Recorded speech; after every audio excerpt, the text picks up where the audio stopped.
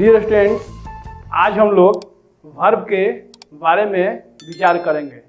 जैसा कि मैं अपने पूर्व के वीडियो में आपको पार्ट्स ऑफ स्पीच के बारे में बता चुका हूं और पार्ट्स ऑफ स्पीच के अंतर्गत आपको जो पार्ट्स ऑफ स्पीच के 8 भेद होते हैं उनके बारे में मैं आपको बेसिक जानकारी दे चुका हूं, जैसे कि noun, pronoun, verb, adjective, adverb, preposition, conjunction, injunction.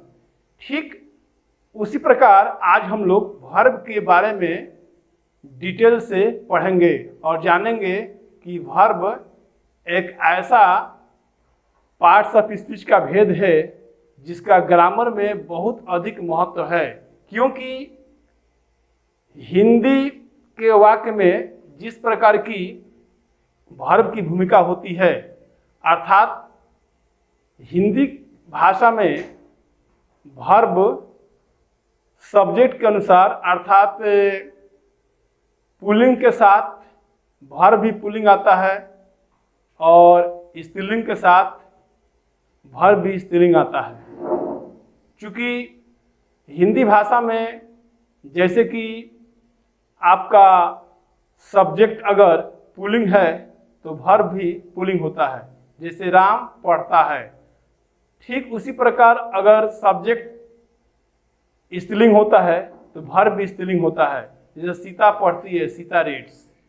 लेकिन अंग्रेजी भाषा में आप याद रखेंगे वर्ब सदैव एक रूप में रहता है, अर्थात वर्ब का सब्जेक्ट के लिंग पर कोई प्रभाव नहीं पड़ता है। इसको आप हमेशा याद रखेंगे।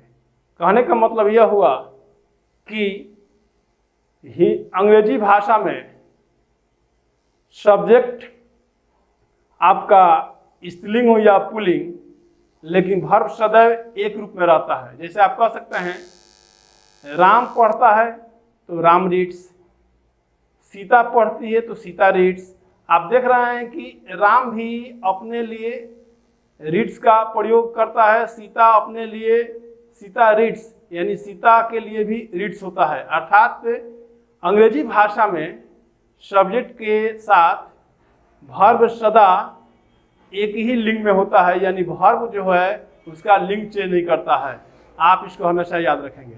अब थोड़ा सा हम लोग विस्तार पूर्वक इसके बारे में अध्ययन करते हैं।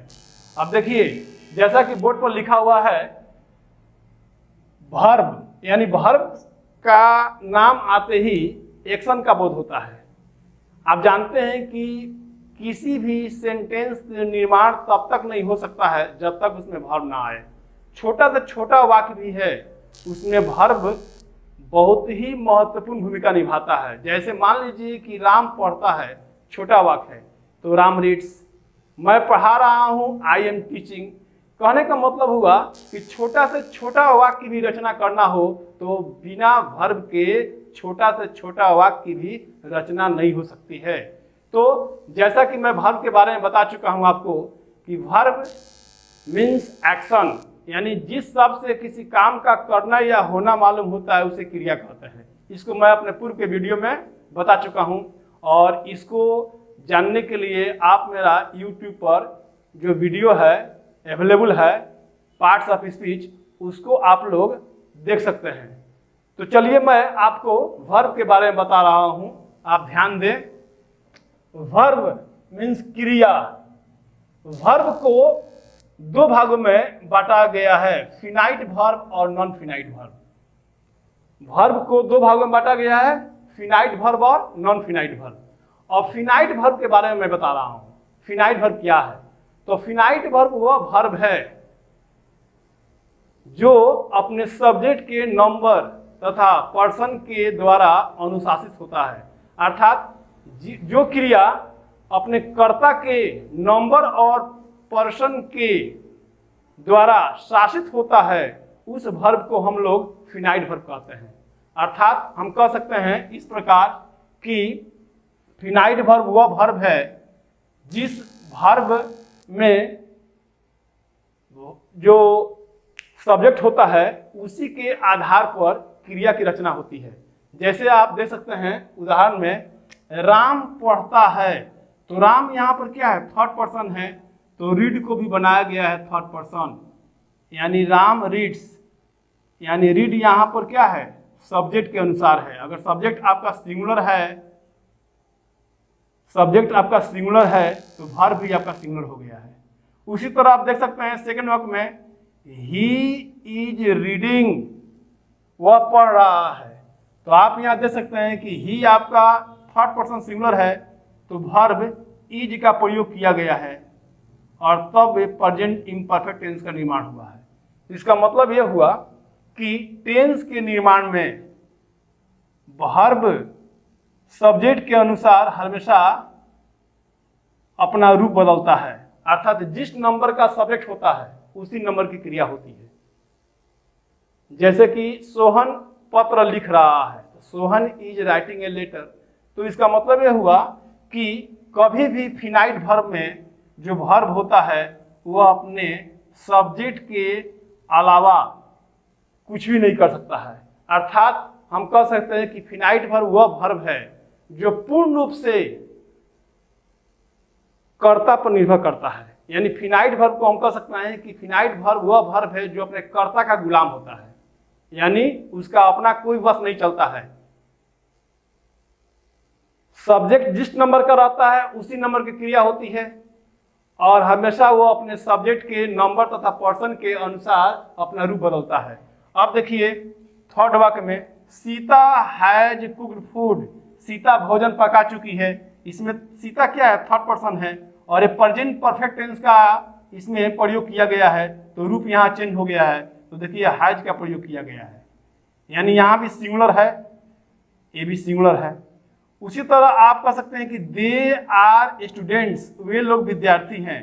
तो दे यहाँ पर क्या है, प्लूरल में है, थर्ड पर्सन, तो इसमें आर का प्रयोग किया गया है जो बी का रूप है। जैसे बी के अंतर्गत इज, एम, आर, वाज जो आते हैं, तो यहाँ पर ये जो सेंटेंस है दे आर स्टूडेंट्स, तो आर का जो प्रयोग है वो किसके अनुसार है, तो दे के अनुसार है। ये प्लूरल में है तो वर्ब भी प्लूरल हो गया है। उसी तरह ही रोट ए लेटर, वह पत्र लिखा। यहाँ आप देख सकते हैं कि ये जो आपका सब्जेक्ट है थर्ड पर्सन में है, पास्ट इंडेफिनिट का, तो इसमें क्रिया जो है पास्ट टेंस का लगा हुआ है, वर्ब टू।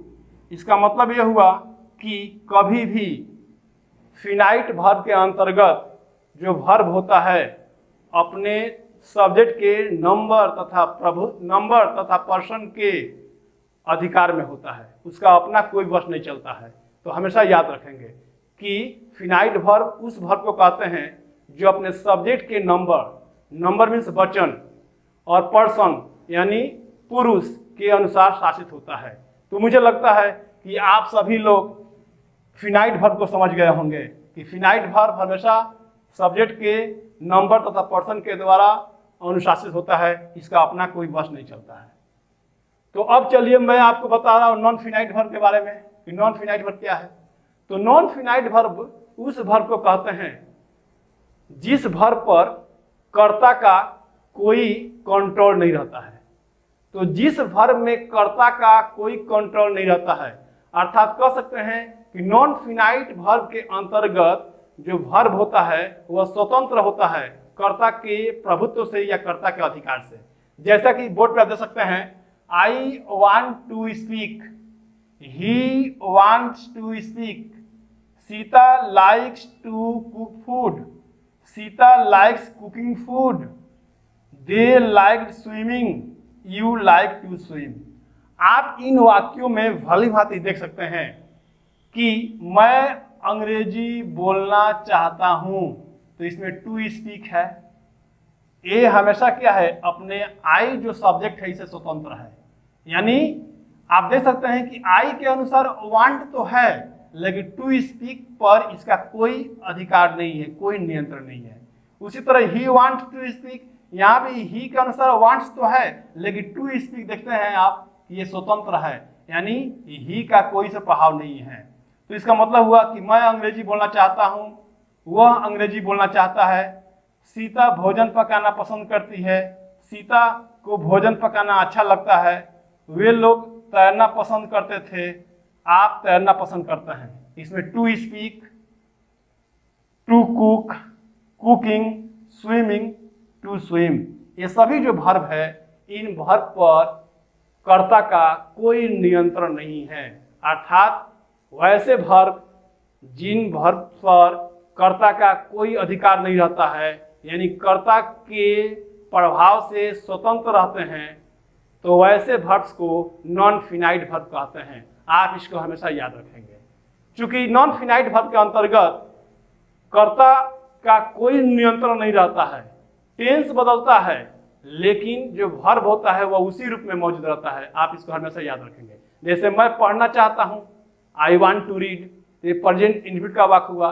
मैं पढ़ना चाहता था, आई वांटेड टू रीड, तो यहाँ देख सकते हैं कि मैं पढ़ना चाहता हूं तो आई वांट टू रीड है, मैं पढ़ना चाहता था आई वांटेड टू रीड है। तो यहाँ टू रीड में कोई प्रकार का परिवर्तन नहीं किया गया है, क्योंकि टेंस बदलता है, लेकिन आप देख सकते हैं कि रूप जो है यानी to read, to write, to speak या रीडिंग, राइटिंग, स्पीकिंग, ये बिल्कुल क्या है, कर्ता के प्रभाव से क्या है, स्वतंत्र है, यानी कर्ता का इन पर कोई प्रभाव नहीं है, इसलिए इनको नॉन फिनाइट वर्ब कहा जाता है। तो मुझे लगता है कि आप विद्यार्थी लोग फिनाइट वर्ब और नॉन फिनाइट वर्ब को अच्छी तरह जान चुके हैं। अब चलिए मैं आगे आपको बता रहा हूं फिनाइट वर्ब्स के प्रकार। अब हम लोग पढ़ेंगे कि फिनाइट वर्ब्स को कितने भागों में बांटा गया है।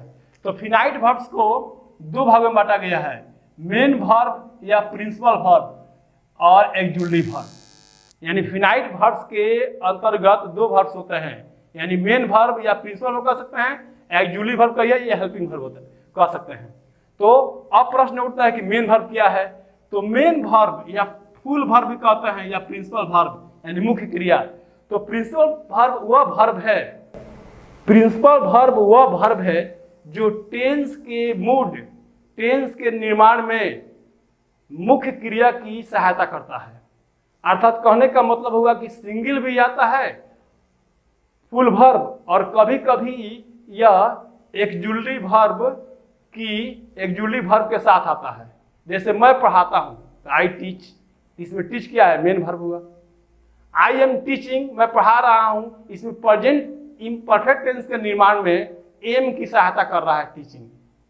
तो यहां पर क्या हो गया, टीचिंग मेन वर्ब हो गया। अब देखिए बोर्ड पर कुछ वाक्यों को मैं समझा रहा हूं।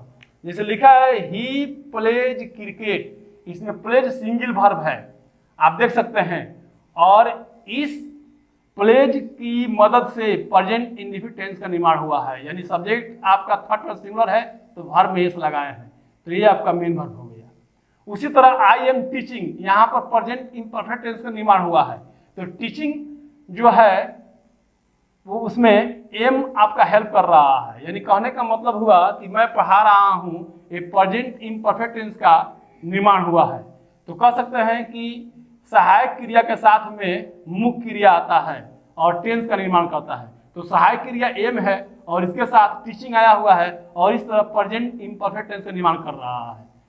उसी तरह थर्ड वाक्य में देख सकते हैं कि he is writing a letter, यहाँ भी प्रेजेंट इम्परफेक्ट टेंस का वाक्य है या प्रेजेंट कंटीन्यूअस। इसमें आप देख सकते हैं कि मेन वर्ब राइटिंग है जो इज के साथ आकर प्रेजेंट इम्परफेक्ट टेंस का निर्माण कर रहा है। उसी तरह ही वाज ए किंग, यहाँ पर आप देख सकते हैं कि वाज एक वचन में है, वाज किस में है, एक वचन में है, और सिंगल होते हुए यह मुख्य क्रिया के रूप में यह काम कर रहा है। जैसे वह राजा था, तो वह राजा था, तो आप देख सकते हैं कि ये आपका वाज क्या है, मेन वर्ब है। तो मेन वर्ब के बारे में बता चुका हूं कि यह सिंगल भी आ सकता है और टेंस के निर्माण में सहायक क्रिया के साथ भी आता है और तब टेंस का निर्माण होता है, चाहे एक्टिव हो चाहे पैसिव हो। अब देखिए 5 number, Sita has cooked food, इसमें आप देख सकते हैं कि प्रेजेंट परफेक्ट टेंस की रचना की गई है। तो हैज यानी क्या है, सहायक क्रिया है, तो सहायक क्रिया के साथ मुख्य क्रिया कुक्ड का प्रयोग किया गया है। तो इस प्रकार आप कह सकते हैं कि मुख्य क्रिया वह क्रिया है, मेन वर्ब, प्रिंसिपल वर्ब, जिसका जो रूप होता है वह बदलता रहता है। जैसे go, went, gone, eat, ate, eaten, write, wrote, written, speak, spoke, spoken. Tense के हिसाब से क्या है, इसका वर्ब बदलता रहता है, इसको आप हमेशा याद रखेंगे। तो मुझे लगता है कि मेन वर्ब को पहचानने में कोई दिक्कत नहीं होगी। अब चलिए मैं आपको बता रहा हूँ एक्जुअली वर्ब के बारे में। एक्जुअली वर्ब को हिंदी में कहते हैं सहायक क्रिया, इसको हेल्पिंग वर्ब भी कहते हैं। तो हेल्पिंग वर्ब क्या है आप याद रखेंगे। हेल्पिंग वर्ब वो वर्ब है जो टेंस के निर्माण में या मूड जिसको हम दशा कहते हैं, तो एक्टिव या पैसिव किसी भी टेंस के निर्माण में जो मुख्य क्रिया की सहायता करता है यानी मेन वर्ब की सहायता करता है उसे हम लोग कहते हैं एक्जुअली वर्ब। जैसे कि आपको मैं बोर्ड पे उन एक्जुअली वर्ब की संख्या को लिखा हूं जिनकी संख्या 24 होती है, जैसे कि is, am, are, was, were, has, have, had, do, does, did, shall, will, should, would, can, could, may, might, must, need, dare और टू, यूज टू। ये जितने भी आपका एक्जुअली वर्ब है इनका प्रयोग हमेशा नॉट के साथ भी किया जाता है, इसलिए इसको 24 फ्रेंड्स ऑफ नॉट यानी नॉट के 24 दोस्त भी कहते हैं। आप इसको हमेशा याद रखेंगे। जैसे मान लीजिए आपका इज का प्रयोग किया गया है, तो इज एम आर है। आपको मालूम है कि प्रेजेंट इम्परफेक्ट टेंस में इज एम आर का प्रयोग किया जाता है। जैसे I am teaching, he is going, you are writing. उसी तरह आप कह सकते हैं कि वाज वेयर है, जैसे he was speaking, they were standing. उसी तरह हैज, हैव, हैड है। Ram has written a letter, you have spoken English, the train had started.